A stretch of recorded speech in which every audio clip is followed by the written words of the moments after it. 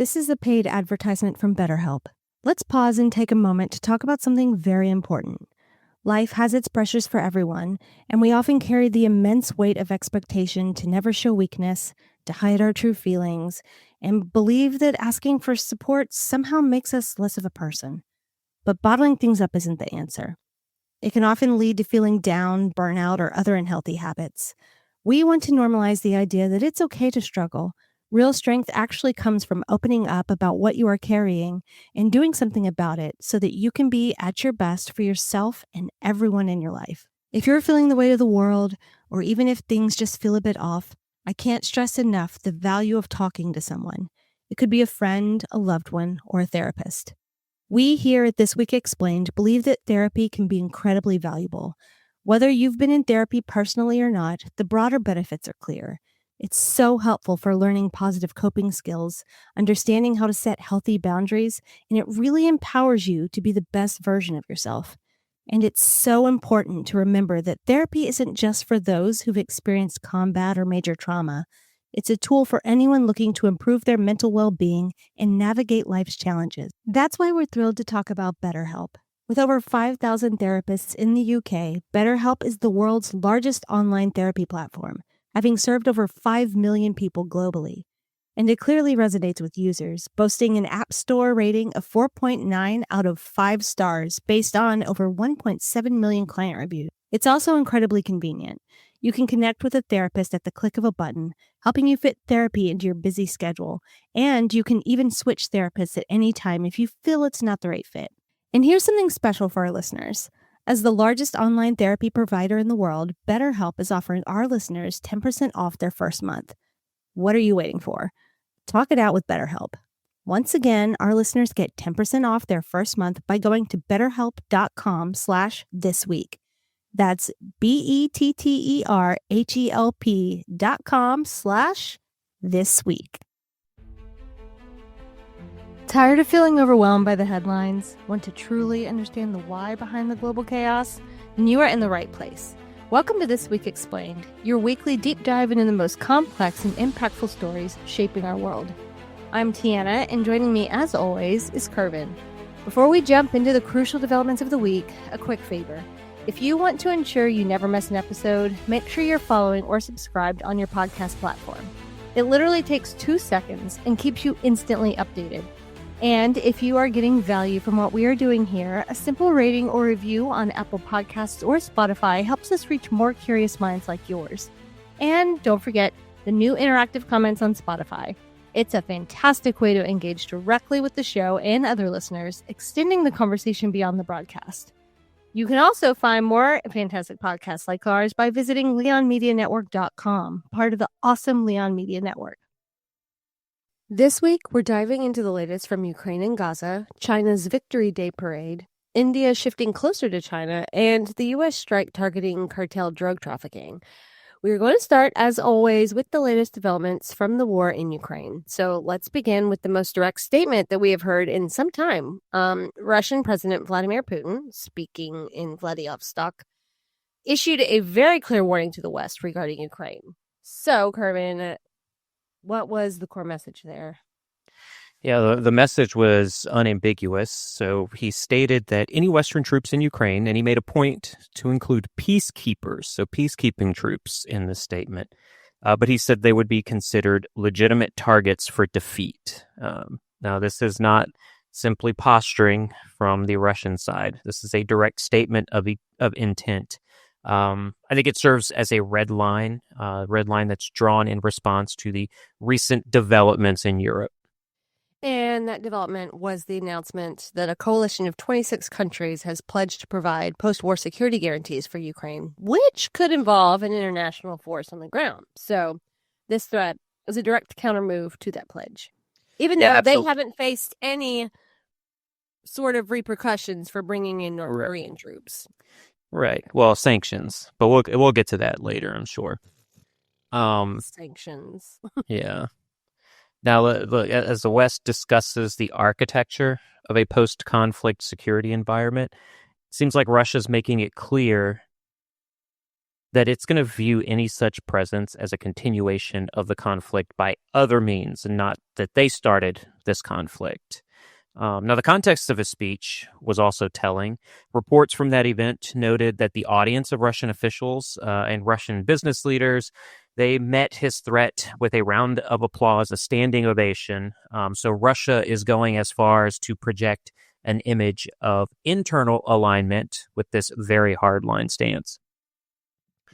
And this brings us to the diplomatic track, which seems just as uncompromising. Putin also extended an offer to meet with Ukrainian President Zelensky, but with a very specific condition.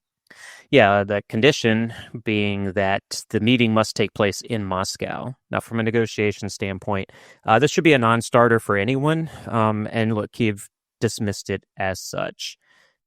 By proposing your own capital as the venue to a leader whose country you have invaded, that is not a serious step toward peace, and it should not be taken that way. This is an assertion of dominance. It encapsulates the Kremlin's current position, the position of we are open to peace, but only a peace dictated on our terms. Would you say that this confidence, this uncompromising stance, is being fueled by a few key factors? Yeah, I think that's accurate. I think there's a few pillars that are supporting this position by Putin.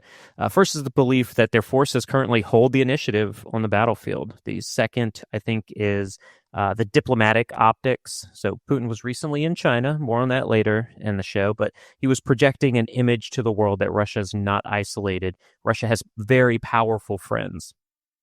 And I think the third here is there is a perception in Moscow that the West, particularly the United States, has set ultimatums and deadlines in the past, but it's not always followed through on those ultimatums and deadlines. Think of the 2 weeks for Putin to make a decision and agree to peace, if you remember that, with President Trump giving that deadline.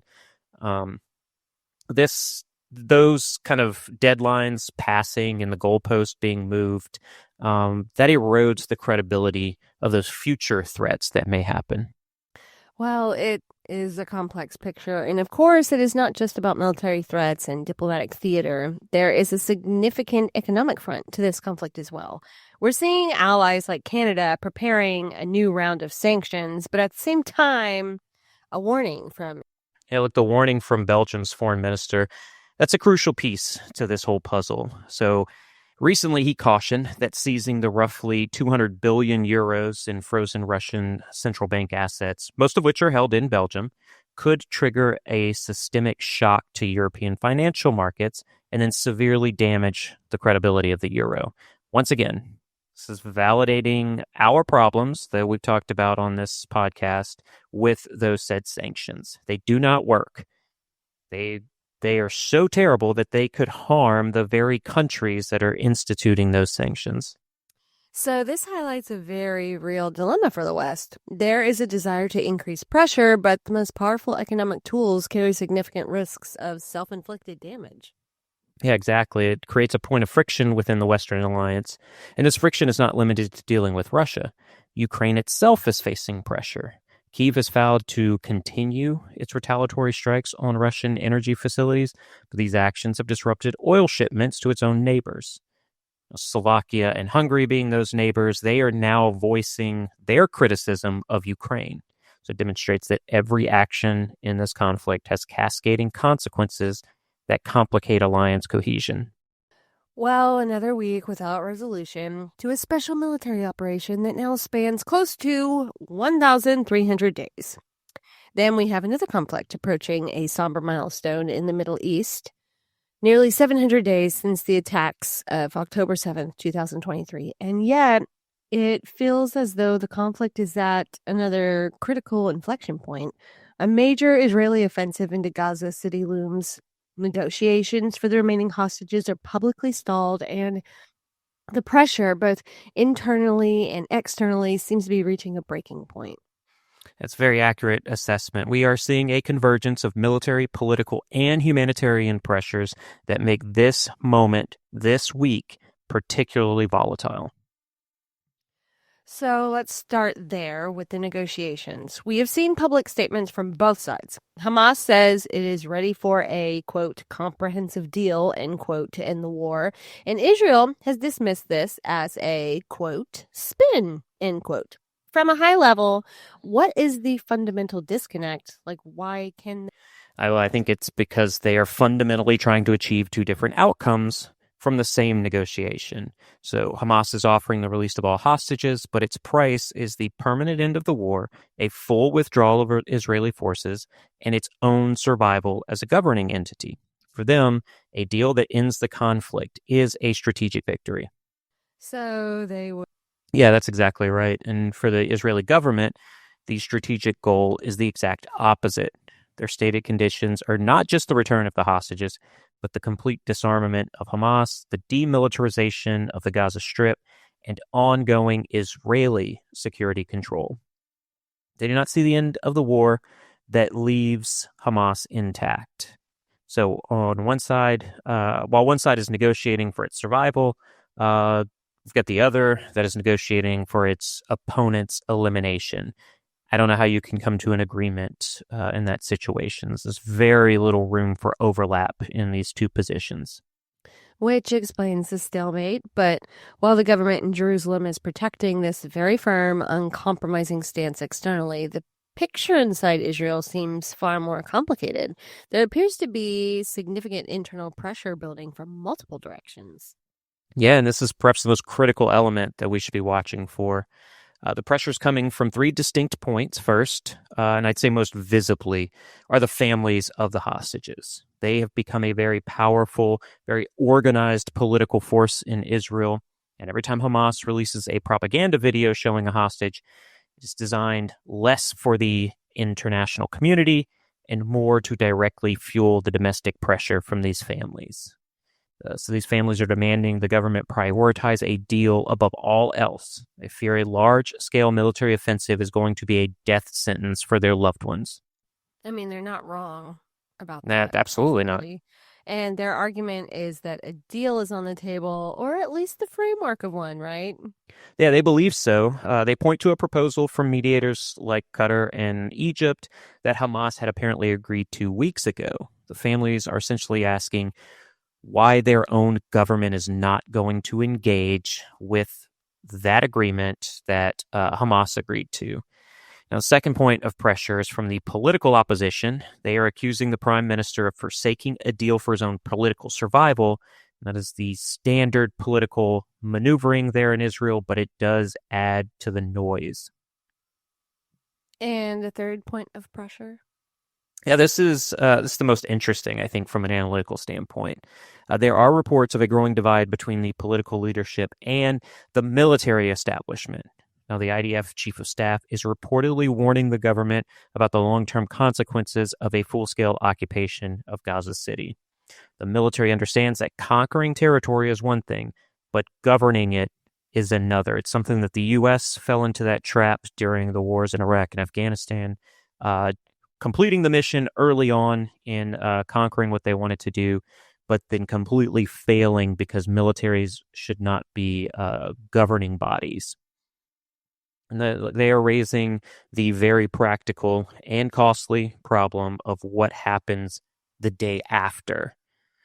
So a full invasion could necessitate imposing long-term military rule. This is something the military command seems to view as an unsustainable quagmire. So while the political leadership is focused on the goal of eliminating Hamas, the military is concerned with the practical, long-term costs of that strategy. Yeah, exactly. And the friction between the political aims and the military reality is a classic fault line in these prolonged conflicts. Well, with all of this happening behind the scenes, the reality on the ground in Gaza is, by all accounts, catastrophic. As the military prepares for its larger offensive, what tragedies are we seeing on the ground? Well, first, we're seeing an intensification of operations. Israeli forces are already conducting significant strikes on the outskirts. They're also doing that inside parts of Gaza City. They're targeting what they identify as Hamas command infrastructure. These are often high-rise buildings in Gaza City. Now, the stated goal is to degrade Hamas's ability to fight before a larger ground operation begins. But as usual for this conflict, the humanitarian cost of these actions are immense, and It is. The United Nations and other aid groups are using the most severe language possible. They warn of a, quote, horrific humanitarian catastrophe, end quote. Look, we got to remember, there are still around 1 million people in that area, civilians. A famine has officially been declared, and displacement sites are described as unlivable. The warnings are stark. Any future escalation is going to push an already devastated population into an even deeper crisis. This is a grim reality that exists alongside what we just discussed with the political and military calculus. I just think it's funny that the United Nations and the other aid groups are using severe language. What is that going to do? Well, I don't think it's targeted at Israel, right? It's about Israel, but the audience is the wider international community. You brought up Israel. I didn't say anything about No, Israel. I didn't. I wasn't saying you were. All I'm saying is that how do they think severe language is going to help the famine on the ground? Everybody can see it. Everybody's got eyes. Everybody knows what's going on there. And then, the severe language, what is that supposed to do? Because they don't care. Who doesn't care? The IDF. Right, exactly. That's why I was saying that it's more to an international audience, to get the international community all in favor of stopping Israel from doing this ground operation. And so the more pressure they can put on the international community to speak out, it's possible removing funding from Israel, not giving weapons to Israel anymore could change the minds of, if not the IDF, maybe the political factions within Israel. But you don't see no, absolutely not. Back aid from Israel or anything. So countries like the UK, Canada, France, while not heavily involved in funding Israel, did have some funding. They're pulling back, but the only country that you could try to influence is the United States, and the United States is not budging. I was just listening to a video on why that is from former guest of the podcast, Andrew Bustamante, talking about why Israel is so important to the United States. And it's because they are like a buffer zone within the Middle East, which have all these terrorist organizations that want to attack the United States and U.S. Places where U.S. personnel are. And so if you have... Well, we want the intel, but they also, like I said, hold all those weapons, right? They hold U.S. weapons. If the U.S. needed to quickly go in and do something within the Middle East, they don't have to move too many assets because they're already there. They're already within Israel.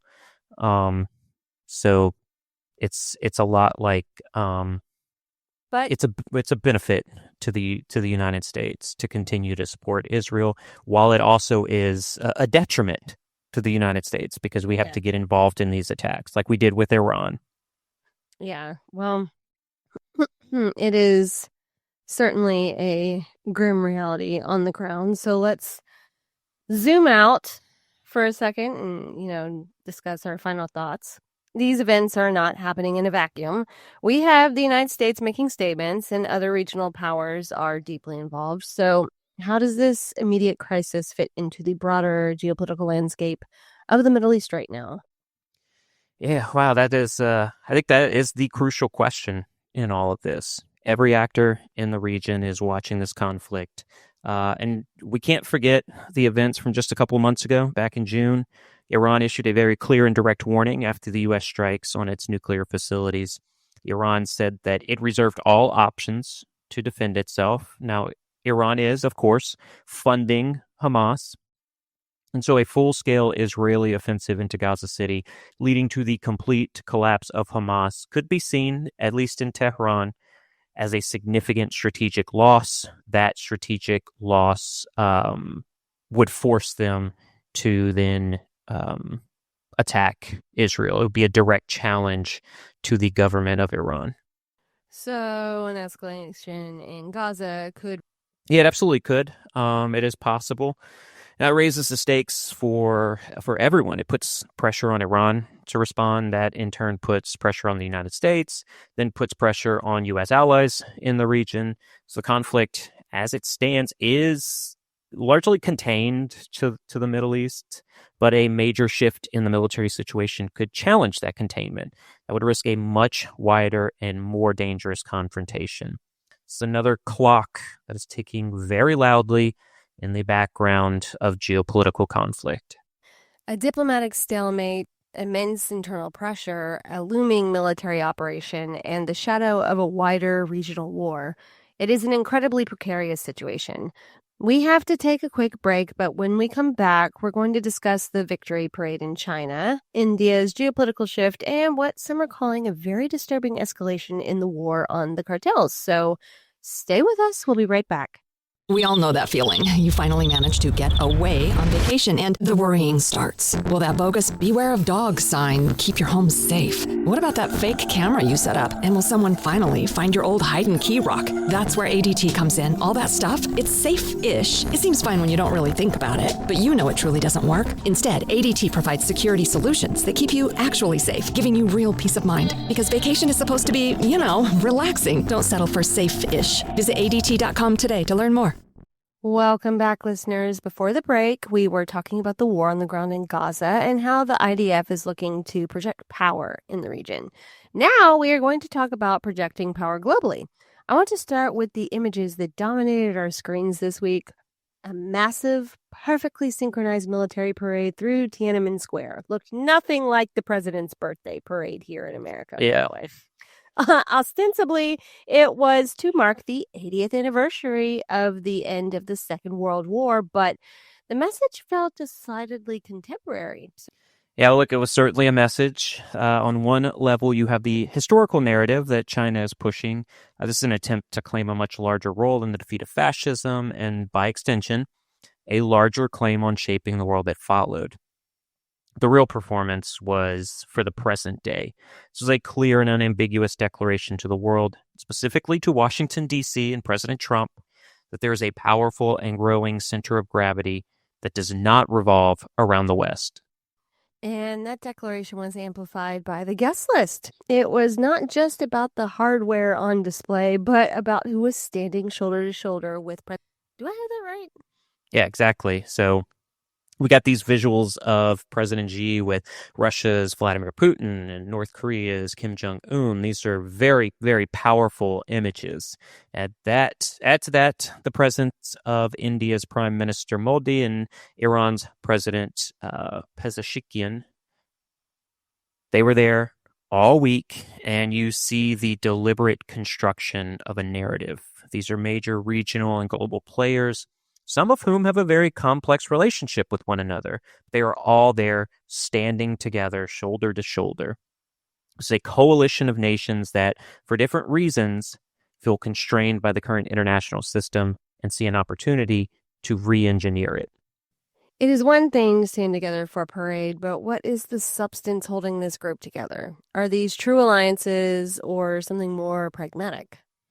I think it's almost entirely pragmatic. These are not friendships. They are functional, transactional relationships built on shared interest. Chief among that shared interest is the desire to counter Western influence and to weather economic pressure. So each partner provides something the other needs to sustain this effort. All right. Well, let's unpack that. What does that support look like in practical terms, particularly for Russia's war effort in Ukraine? I think it's a multifaceted support system, one that has allowed Moscow to continue its campaign far longer than many expected them to. China and India have become the largest buyers of Russian oil and Russian coal. This is providing a vital financial lifeline that circumvents those Western sanctions we talked about. They also supply so-called dual-use technologies. We've spoken about this before. Those are components like microchips that have both civilian and military applications. Then you have Iran. Iran has provided crucial military hardware to Russia, most notably the Shahed drones. They've become a cornerstone of Russia's strategy in Ukraine. And finally, not to be outdone, North Korea has provided manpower. They're sending its own troops to fight. This is a political cost that no other nation has the ability to afford to pay at this moment.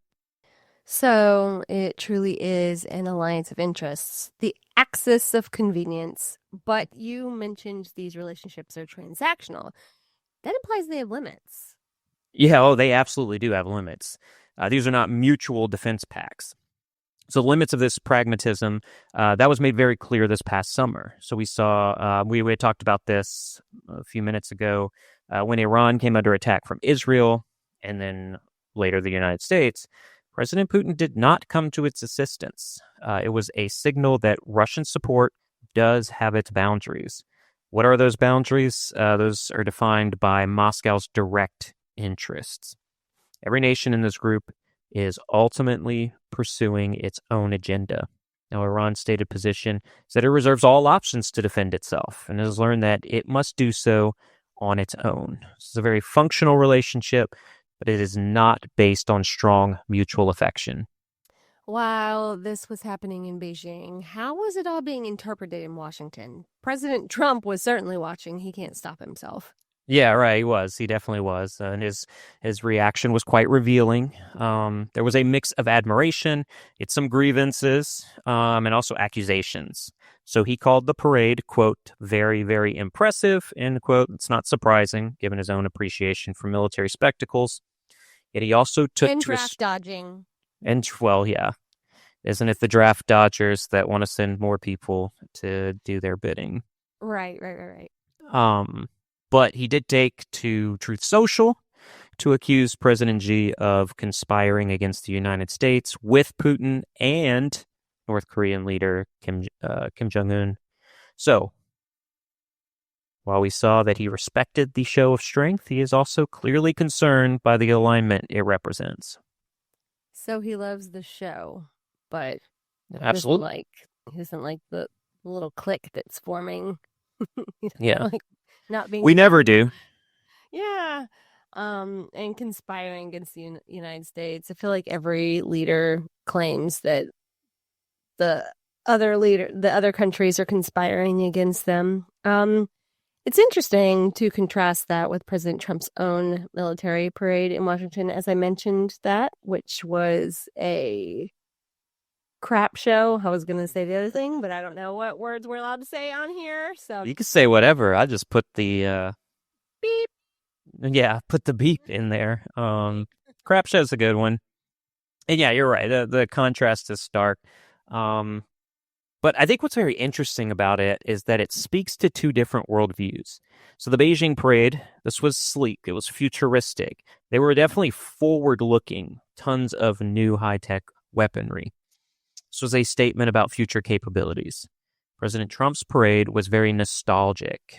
There was a historical affair. They had Revolutionary era soldiers, World War II tanks. This was backward-looking. This was fitting his Make America Great Again theme. So one with China was a vision of a rising power, while the other was a nostalgic look at a power that sees its greatest days in the past. It's kind of like those people in high school who just can't get over high school, and it's their heyday. And they just keep looking back.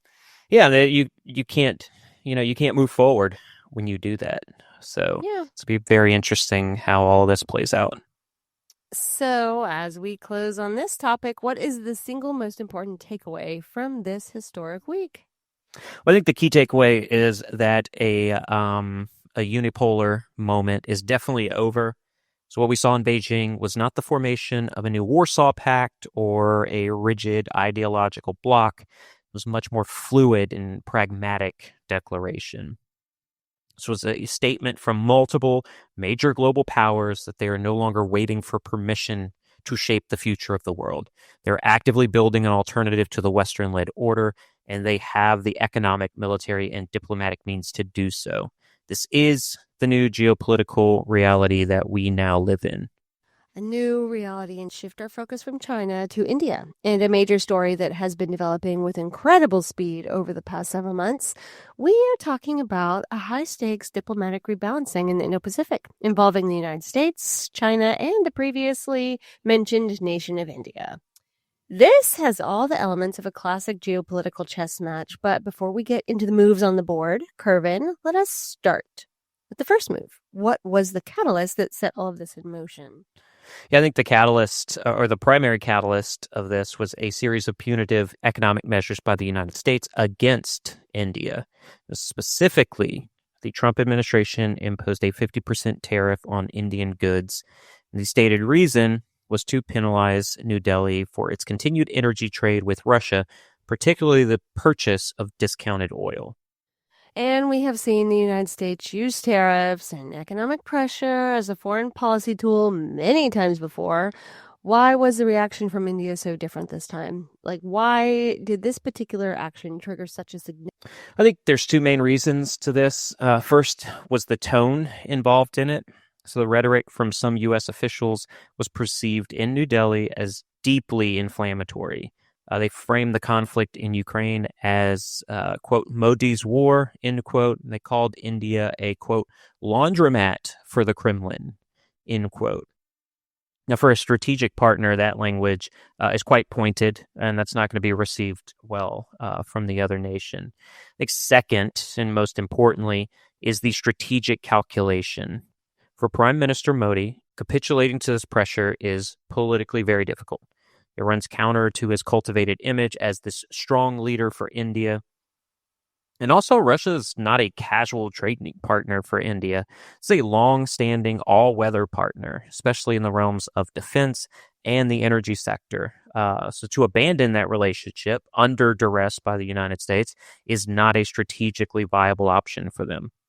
So Washington applied pressure, said some things that weren't very nice, and it seems to have cornered a key partner rather than persuading it.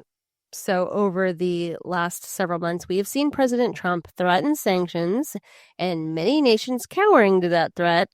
That brings us to India's response, which was starkly different. So what options did they have, and why did they choose this path?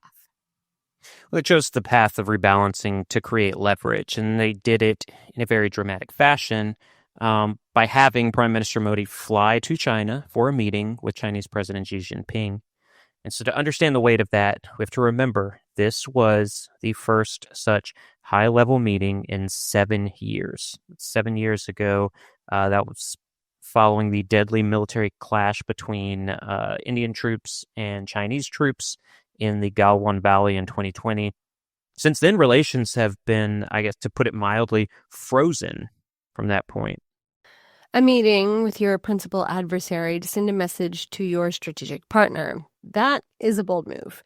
Is this the beginning of a new Sino-Indian alliance? Are we seeing a fundamental shift where India is leaving the U.S. orbit and joining a bloc with China and Russia? Yeah, I think that's a critical question. And the answer for now is no. It is essential to view this as a tactical softening, not a strategic realignment. The meeting itself produced very modest outcomes. We saw the resumption of direct flights, simplifying visa processes, and these are basic confidence-building measures. At this moment, these are not the foundation of a new alliance. So is this more about symbolism than substance? I think the symbolism is the substance in this case. For India, it signals to Washington that it has other options. It's not going to be pushed around. Now, for China, this is a massive strategic opportunity. They can present themselves as a multilateral alternative to U.S. unilateralism. And, most importantly, they can attempt to drive a wedge in the quadrilateral security dialogue, what we call the Quad, which is the cornerstone of the U.S. Indo-Pacific strategy. That term you mentioned, the Quad, the alliance between the U.S., Japan, Australia, and India, seems to be at the center of this. India is playing a complicated game here. We often hear the term strategic autonomy used to describe India's foreign policy. So can you explain what that means? Yeah, so strategic autonomy, that's the modern evolution of India's historical policy of non-alignment. Now, in simple terms, it is the ability of a state to pursue its own national interests and foreign policy without being overly dependent on or even constrained by any single great power or bloc. Now, India is attempting to position itself as a pivotal power that can engage with everyone. A perfect example is that just before his trip to China, Prime Minister Modi was in Japan, where he secured $68 billion in investment pledges for strategic sectors like semiconductors. He's engaging with the US-led Quad and the China-Russia-led Shanghai Cooperation Organization simultaneously. This is an attempt to maximize India's own interests by drawing benefits from all sides. And just as analysts and observers were piecing all of this together, something happened that really solidified the analysis. It came from a rather predictable source. Yeah, right. Truth Social. That's one of the authoritative sources that we have now. It's a Truth Social post. You had it right with authoritarian, honestly. Oh, yeah. No, it was a Freudian slip there, right? Whoops. Yeah. So, yeah, from Truth Social, post from President Donald Trump in a very direct manner stating, quote, "We are losing India to China," end quote, we being the United States.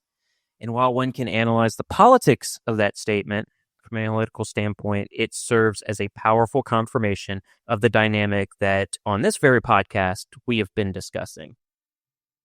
How so? Well, it demonstrates that the consequences of the tariff policy, they're not abstract. It is a direct acknowledgement from the architect of the policy that it is having this specific and possibly unintended effect. So let's look forward. What does this all mean for the bigger picture? Like, what are the long-term implications of this? Well, I think I see two major implications. First, this is likely going to accelerate the global trend toward multipolarity. You have other middle powers, that's like Turkey, Saudi Arabia, Brazil. They're watching this very closely. India is providing a powerful precedent for how a major economy can withstand pressure from a superpower by diversifying its partnerships. This is likely going to lead to a more fragmented and transactional global landscape, one where ad hoc coalitions based on specific interests become more common than rigid, long-term alliances. And the second implication? Right. The second implication is the potential erosion of U.S. economic leverage as a primary policy tool. We've got the apparent failure of these punitive tariffs to kind of direct change to Indian policy. And in fact, to push it actually pushed it in the opposite direction. This is going to be noted by adversaries and partners alike. This could absolutely embolden others to chart a similar course, believing they too can weather the storm of these U.S. tariffs. That puts the cohesion of alliances like the Quad under severe strain. It may force the U.S. to reevaluate its strategy for how it engages with these crucial independent-minded partners. The upcoming Quad Summit, which India actually is hosting, will be the first major test of this new reality. A fascinating and frankly fragile situation. So let's turn our attention now to the Caribbean, a region that has suddenly seen a significant escalation in United States activity. It all started with a single dramatic event, a military strike on a small boat. Kerbin, can you set the scene for us? Yeah, so this week the White House announced that U.S. forces, acting on the president's orders, had destroyed a vessel that departed from Venezuela. Now, the official narrative is that this boat was operated by the Tren de Aragua cartel and was carrying narcotics bound for the United States. This resulted in the death of 11 individuals on that vessel.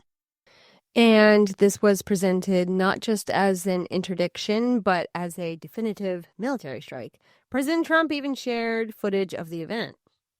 Yeah, that's correct. And that is the critical distinction. So it's not a Coast Guard seizure. It was a lethal operation. The administration has made it clear that this was not an isolated incident.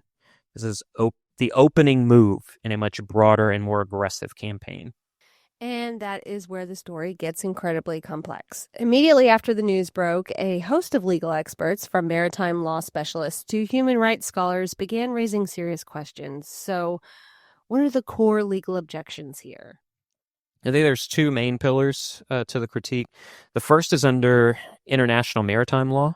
Generally, nations agree to not interfere with vessels in international waters.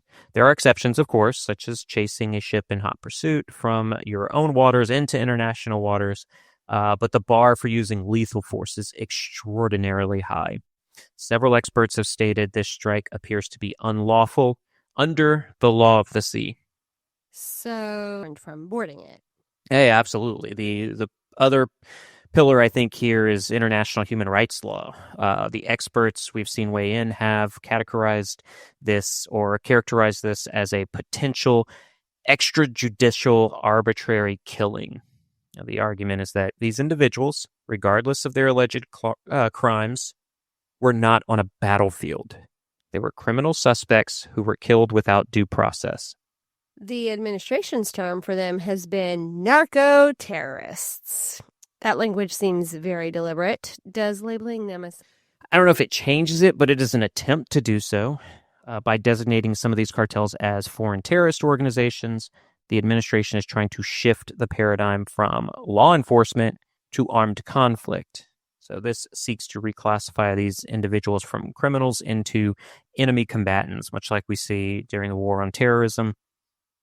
Now, legal scholars would argue that a label alone does not create a state of war. The United States is not in a formal armed conflict with the cartel or with Venezuela itself.